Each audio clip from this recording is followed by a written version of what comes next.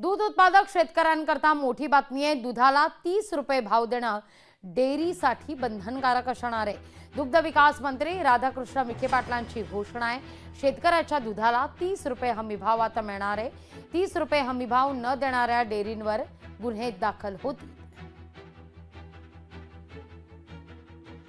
दुधाला 30 रुपये दर दिलाच पाहिजे हे आता मॅन्डेटरी केलेलं आहे आणि जे संकलन केंद्र किंवा अशा पद्धतीने शेतकऱ्याला 30 रुपये देणार नाही त्यांच्यावर फौजदारी दाखल करावी अशा सूचना दिलेल्या आहेत।